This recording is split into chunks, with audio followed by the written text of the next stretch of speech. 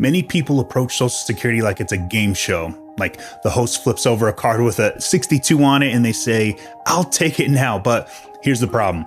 Social Security isn't a one-time prize. It's one of the only guaranteed inflation-adjusted income streams you'll ever have, and the decision of when to start is worth hundreds of thousands of dollars over your lifetime. Now, before we start, I'm Phil, certified financial planner, and I've sat across the table from people who claimed too early and regretted it, and from people who delayed and reaped the rewards.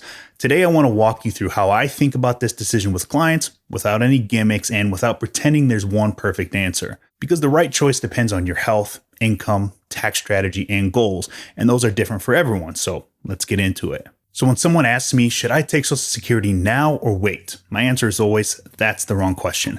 The real question is, what role do I want Social Security to play in my retirement plan? If it's just a monthly bonus so you can travel more, sure, you can lean towards earlier. If it's the backbone of your guaranteed income, the thing that covers your must-haves, delaying can dramatically increase your financial security. So what's the difference? Your mindset. If you treat Social Security as an isolated decision, you miss how it affects everything else, your investments, your taxes, and your long-term risk. So let's walk through 3 possible stories or hypothetical situations. Story number 1, the early grabber. Jim retires at 62 and claims Social Security right away. At first, it felt like the smart move, a steady check coming in while the market was unpredictable. But here's what happened next. Those early years were fine, but fast forward 10 years and inflation had chipped away at his purchasing power.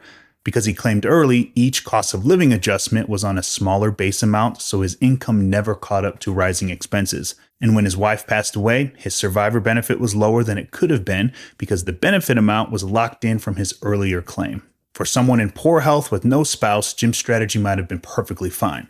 But for his situation, long life expectancy, a younger spouse, it created a permanent gap in income security. Story number 2, the delayer. Maria waited until age 70. She had a pension that covered most of her living expenses, so she really didn't need Social Security right away. Those extra 8 years boosted her monthly benefit by over 75% compared to claiming at age 62, and it's inflation adjusted for life. Now in her mid-80s, she's not worried about market swings or running out of money. That larger guaranteed check means that she can let her investments grow and only tap them when it makes sense. But here's the thing. If Maria hadn't had that pension, she would have needed to pull more from her investments in her 60s, and if the market had tanked during that time, delaying could have backfired. Story number 3, the strategist. Tony claims at age 66, not early, not the maximum delay. But why? Because from age 62 to age 65, he used those years to do strategic Roth conversions, moving money out of tax-deferred accounts at lower rates. That move reduced his future required minimum distributions and kept his Social Security from being heavily taxed later. For Tony, claiming earlier than 70 freed up a tax window that will save him hundreds of thousands over his lifetime. But if Tony didn't have a sizable retirement account to convert, that gap period might have not been worth giving up the extra Social Security growth. So the big takeaway. What's perfect for one retiree could be disastrous for another. Same ages, same Social Security rules, completely different outcomes because of health, income, taxes, and family situation. That's why you can't just copy what your neighbor does, your coworker, or even what your sibling did. The right decision is deeply personal to your entire retirement plan. And by the way, if you're watching this and thinking, I wonder which of those stories is closest to my situation, drop a comment below and let me know, and be sure to follow. I read every comment, and sometimes a quick back and forth can help you see options you didn't realize that you had. Now let's talk numbers for a second. If your full retirement age is 67, claiming at 62 means about a 30% permanent cut to your benefit.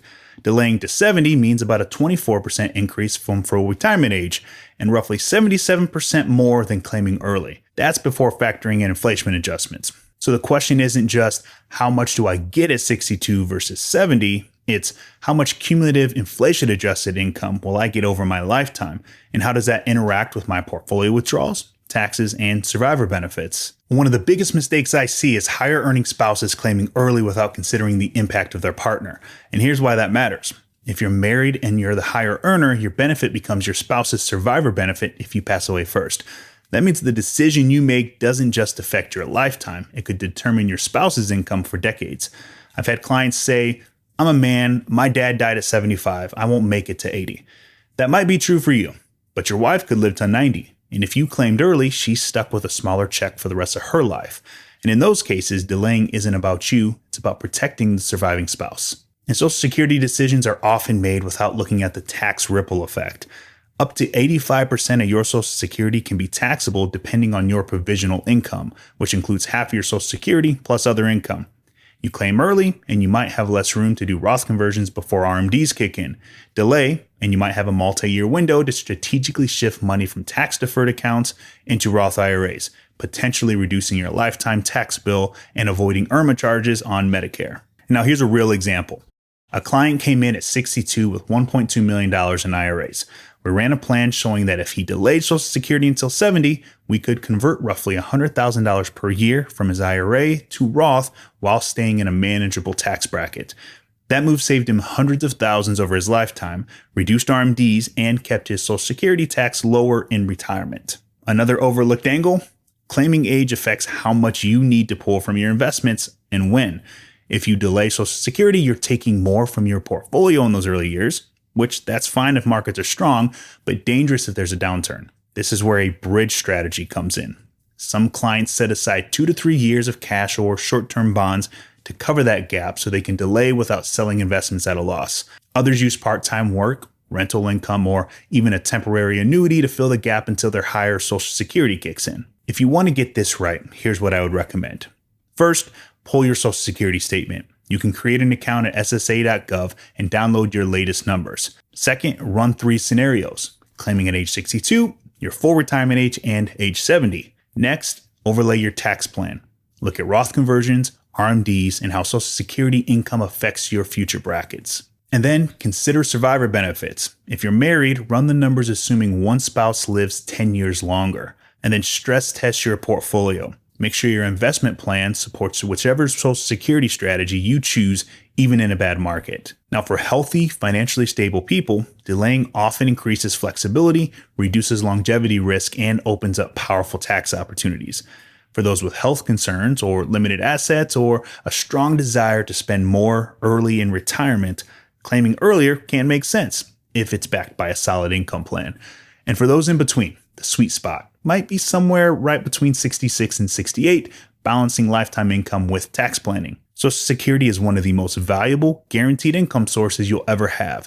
But as you just saw, the right age isn't just claiming at some universal number, it's different for everyone. The exact same decision that gives one retiree peace of mind can leave another with a permanent income shortfall.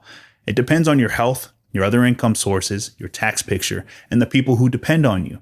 That's why this choice should never be made on rules of thumb or because a friend did it that way. The earlier you start mapping it out, the more strategies you can explore, whether that's boosting lifetime income, protecting a spouse's benefit, or freeing up tax opportunities you can't get back later. If you want to see how the timing works for your situation, run the numbers.